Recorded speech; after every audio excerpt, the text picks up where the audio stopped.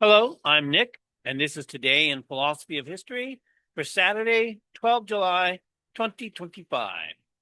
Today is the 97th anniversary of the birth of Hayden V. White, who was born in Martin, Tennessee on this date in 1928. White has been sufficiently influential to win himself enemies.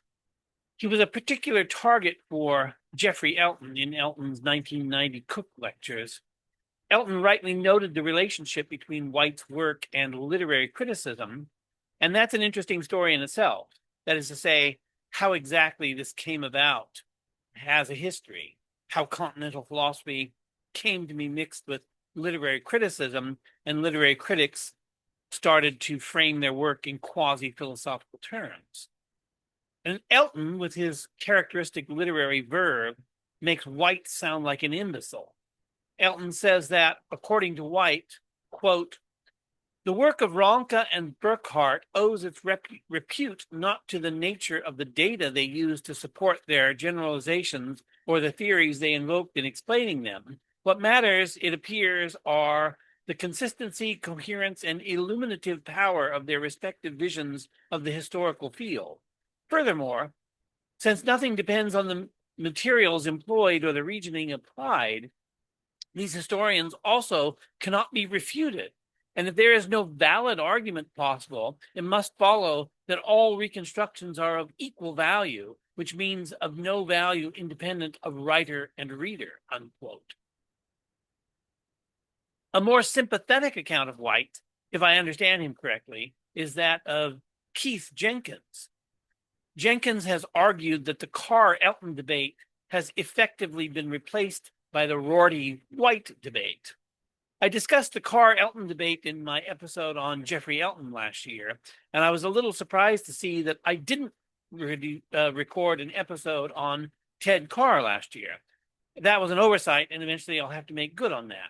Anyway, given Elton's criticisms of White, we could just as well say that the debate has transitioned from Elton's attack on Carr's positivism to Elton's attack on White's postmodernism. In the book that makes the case for the changing of the guards in the debate, On What is History, from Carr and Elton to Rorty and White, Jenkins says the following about White. Quote, White's most succinct response to the question of what is history is that it is a narrative discourse, the content of which is as much imagined, invented as found. We also know some of the reasons why White thinks this, because in the construction of their historical narratives, historians inevitably combined known or found parts, facts, with ultimately unknown and thus imagined, invented wholes, because the attempt to make truth claims about the past be on the level of the statement and or the chronicle based upon some sort of correspondence between the stories they tell and the stories lived in the past breaks down when it is realized that there are no stories in the past to correspond to, that past events just don't have in them the shapes of stories. Additionally, we know how White's definition of history, when combined with his general textualism, problematizes any kind of realist empiricism and or mimeticism, points to the inescapable present-centeredness and positional nature of all historical interpretations / readings, queries old distinctions between proper history and historicism by virtue of, for example, their common meta-historical status, and generally ideologizes all history in whatever case, unquote. You might see this as an exciting take on history, or you might see it as a damning indictment of what history has become in the minds of some of its practitioners. Whether you find it interesting or repellent, I'm going to count Elton as a hostile critic of White, and I'm going to count Keith Jenkins as a sympathetic critic of White. I could be wrong in these characterizations, especially in regard to Jenkins, so consider yourself warned. My purpose in appealing to the judgments of both hostile, and asympathetic critic are to point out what they attribute in common to White. White's conception of history, according to these critics, relies heavily on the individual historian. History is made by the historian. But does the historian make his history out of whole cloth? Does he make his history arbitrarily to suit himself? Does the historian simply make it up as he goes along? We've seen these problems before, particularly in the work of Giovanni Gentile, who identified res gestae, the deeds done in history, with historia rerum gestarum, the record of deeds done. I mentioned this distinction in my first episode of Today in Philosophy of History, since it occurs in both of the classic expositions of philosophy of history by W.H. Walsh and William Drey, who noted that history can mean either past actuality or it can mean the account of past actuality. This distinction has long dogged philosophy of history, and philosophers like Gentile and White represent attempts to overcome the distinction and restore unity to the whole of historical thought. On a superficial level, we can all agree that histories are written by historians, but the question becomes how much constraint the historian is under in writing his history. Elton implies that there's dangerously little constraint and more is needed. We can think of Elton's position as asserting the moral imperative of being true to the past. Jenkins implies that recognizing the relative lack of constraint is a necessary step in honestly assessing the historical record. So we can think of Jenkins' position as the moral imperative to recognize the role of the historian in history and to accept the consequences of this role. The reliance of history upon the historian raises a number of questions, so I'm going to engage in a little digression in an attempt to clarify a point to this issue, though the relevance of it might not seem immediately obvious, so bear with me. In a few episodes, I've talked about philosophers who tried to call attention to what they call the working historian or the practicing historian or the professional historian. In my episode on Siegfried Kracauer, I quoted Kracauer that Ronke's methodological reflections, quote, have the advantage of resulting not from a pottering about with a set of abstractions, but from his undiluted experience as a practicing historian, unquote.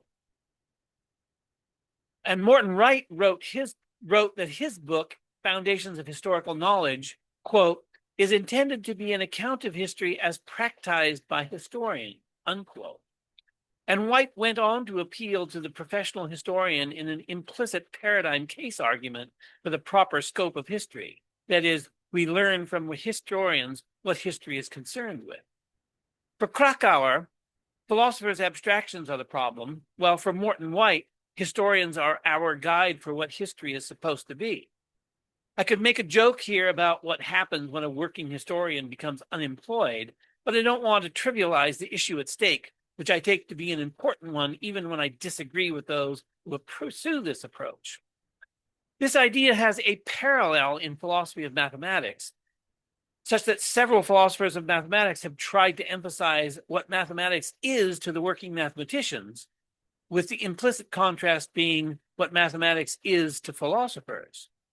Many traditional philosophers of mathematics have worked on problems like the way in which mathematical entities exist or fail to exist.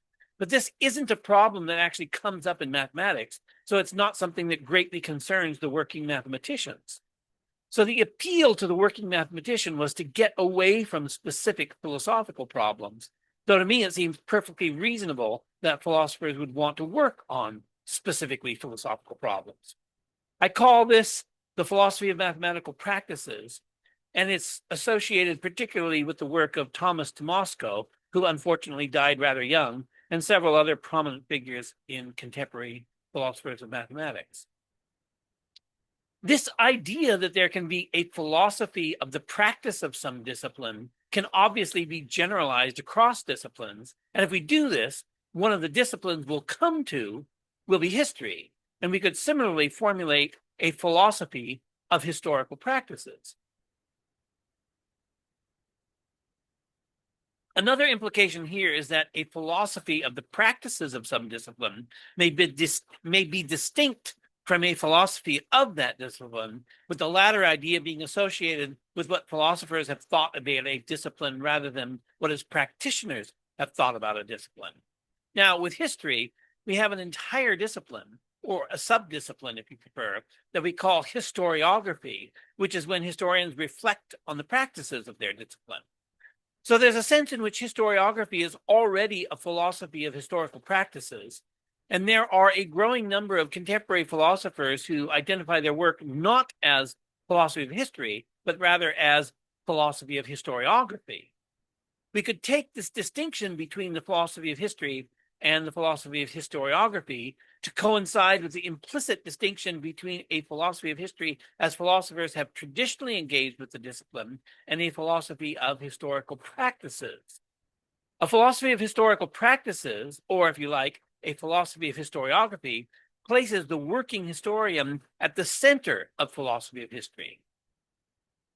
What Elton criticized in the work of Hayden White, and what Jenkins, I think, approves of in White's work, also places the historian at the center of history.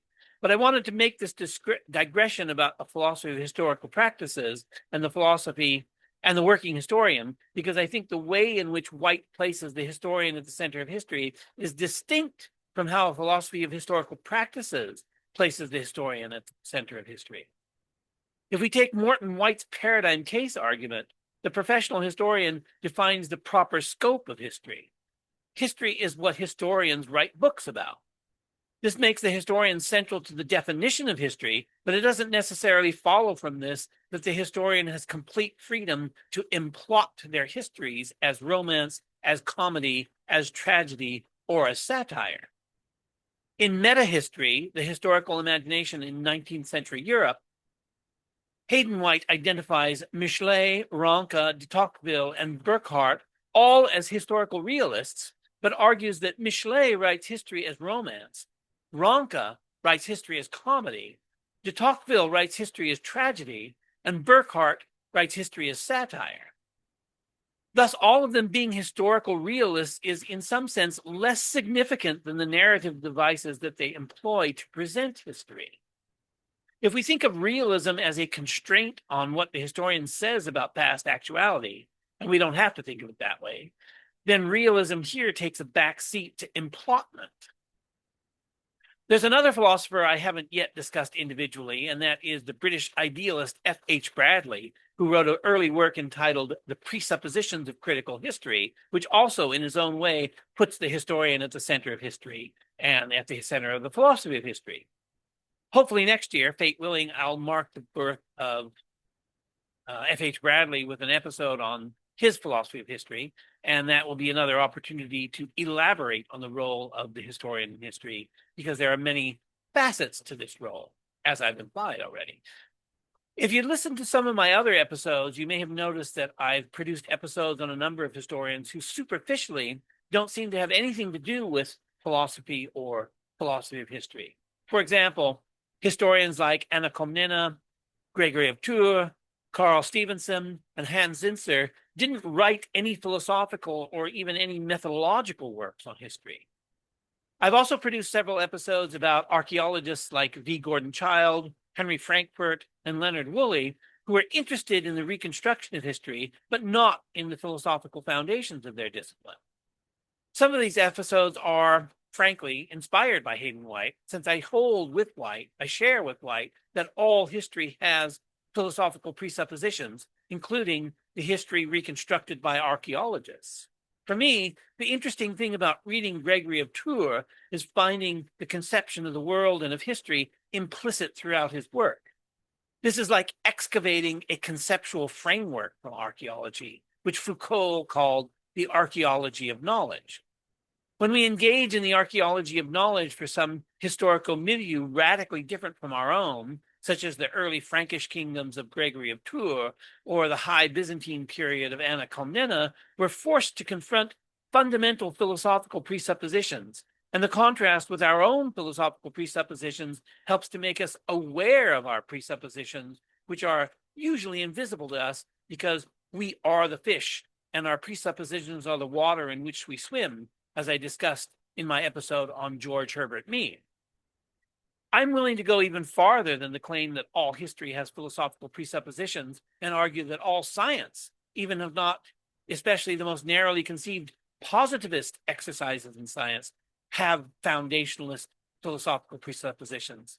But I'm going to save this argument for a separate series of talks on philosophy of science if I live to complete it, or even if I live to start it, I guess I could say. If we think of archaeology as a science distinct from history, this follows in an obvious way. That is to say, that science has philosophical presuppositions. But I would extrapolate scientific dependence on philosophy to all disciplines and not only to archaeology. I said that finding philosophical presuppositions in history is what interests me in some historians, and this is what has some resemblance to Hayden White's project. Elton was also critical of White for this. Elton wrote, quote, "White holds history proper and the philosophy of history to be the same thing, but the philosopher is making explicit what in the historian's work is merely implicit. In view of the sad fact that virtually no philosopher of history ever seems to have tried to work out a historical problem in the manner of the genuine historian, they display instead a remarkable skill in picking on the uninstructive verbiage of the textbooks for their illustrations of historical work. I cannot find this identification altogether convincing," unquote. I don't think it's accurate to say that White fully identified history with philosophy of history, but we can leave that aside. Clearly, there's a close relationship between the two in White's work. White attributes to Hegel the view that philosophy brings order out of the historian's chaos when he writes, quote, his analysis of the various forms that a strictly historical representation of past reality might take appeared to condemn historiography to the status of only a proto-science. If philosophy were not invoked to bring about or to bring order out of the chaos of the conflicting accounts of the past, which historiography necessarily engendered, unquote. White is one of those philosophers like Nietzsche who is sometimes criticized as though he held the view that he is attributing to others, and criticizing in others, as White is here attributing to Hegel the idea that history isn't yet a science and can only be made a proper science through philosophy.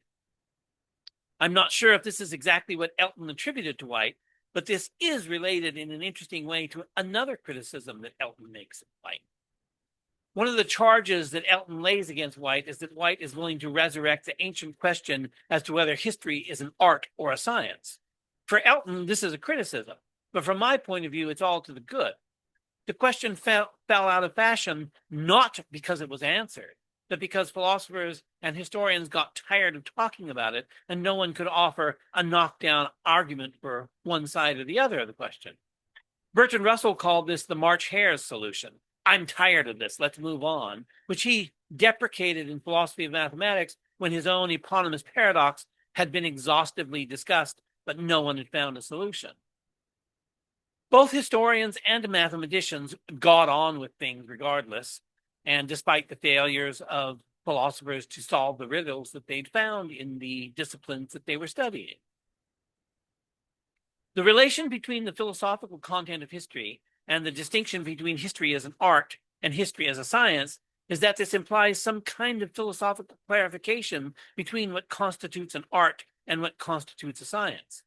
If history and philosophy of history coincide, as Elton attributed to White, then it's not merely a matter of the relation of history to the arts or to the sciences, it's also a matter of the relation of philosophy to the arts or the sciences.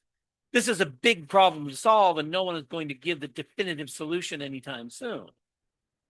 And it wasn't just Elton that took exception to White's work.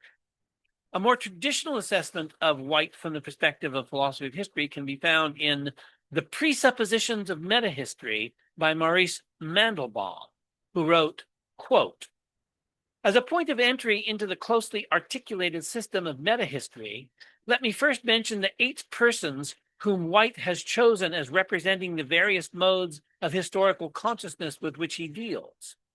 4 of these he considers to have been the dominant historians of the classic period of 19th century historiography. 4 he regards as the most important philosophers of history of that century. Michelet, Ranke, Tocqueville, and Burckhardt are the historians chosen. Hegel, Marx, Nietzsche, and Croce are the philosophers of history. To some extent, one may quarrel with these choices. This is a question to which I shall briefly return. What is initially noteworthy is not whom he has chosen, but the fact that historians and philosophers of history are treated together, a mode of treatment in direct opposition to the widespread assumption held throughout the 19th century and subsequently that their aims and methods are not only fundamentally distinct, but are often opposed. His rejection of that view and his account of what they have in common is the first of his theses that I shall challenge. What lies behind that thesis is a particular view of what is most fundamental in the writing of history, and it is that view which I shall take as his first and perhaps most fundamental presupposition, unquote. I find it interesting that Mandelbaum calls metahistory a closely articulated system, which implies that it's an internally coherent and tightly reasoned system, but not necessarily in robust dialogue with other works in history and philosophy of history. And Mandelbaum's critique of it is, we could say, an attempt to bring it into some kind of dialogue with existing historiography and philosophers of history. White also has his admirers among philosophers of history. In my episode on Frank Ankersmit, I mentioned White many times since Ankersmit has a talent for making White sound as reasonable as Elton makes him sound unreasonable. White seems to have been a significant influence for Ankersmit, since Ankersmit is known for referring to the sublime historical object. Ankersmit quotes Friedrich Schiller's 1801 essay on the sublime, in which Schiller says, quote, "We see how much man finds in the liberty of sublime objects as a set-off against the checks of his cognitive faculty," unquote. And, quote, "History is sublime to me. The world as a historic object is only the strife of natural forces with one another and with man's freedom," unquote. Ankersmit himself went on to write a book titled Sublime Historical Experience. Ankersmit notes the reaction against White among academic historians.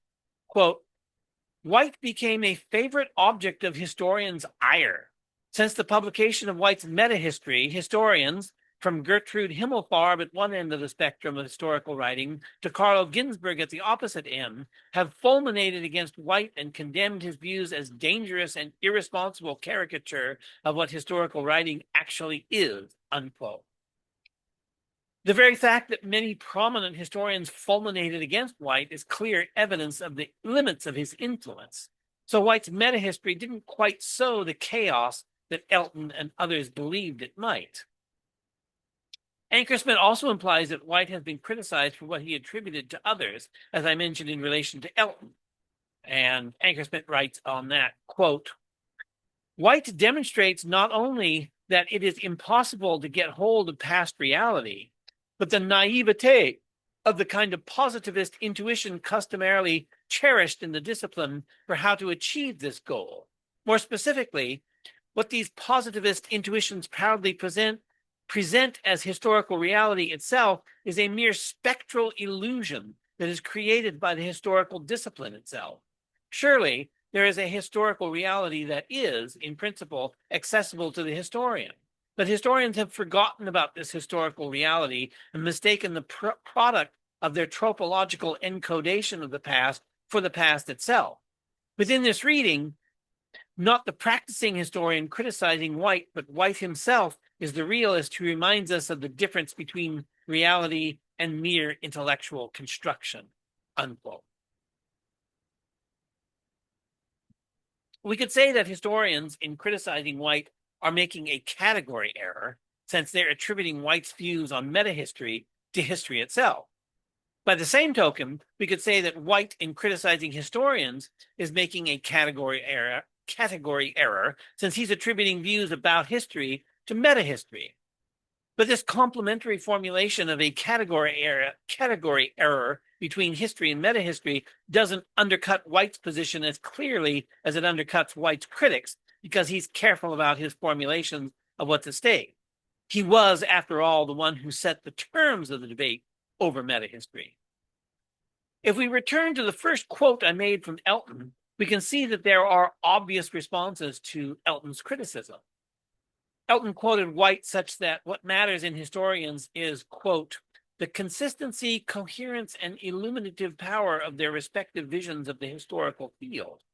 And Elton added to this, quote, if there is no valid argument possible, it must follow that all reconstructions are of equal value, which means of no value independent of writer and reader, unquote. But it doesn't follow that all reconstructions are of equal value if historical reconstructions are assessed on their consistency, coherency, and illuminative power. We could argue in a thoroughly naturalistic way that accounts of history that hew most closely to past actuality are those with the greatest consistency, coherency, and illuminative power. What White is taking for granted is what he calls the historical field. That's his presupposition. There is a field of historical events upon which historians are widely agreed, and where they differ is how these events are implotted. The empirical historian, like Elton, focuses exclusively on the historical field and on those events that aren't yet enshrined in canonical past actuality. For Elton, all there is the historical field, and there is no meta-history beyond that historical field. On the other hand, the meta-historian, like White, focuses not on the historical field, but on what historians make of the historical field. Both the empirical historian and the meta-historian have their valid spheres of inquiry, and a problem only arises when we mistake one sphere of validity for another. Happy birthday, Hayden White, and thanks for listening.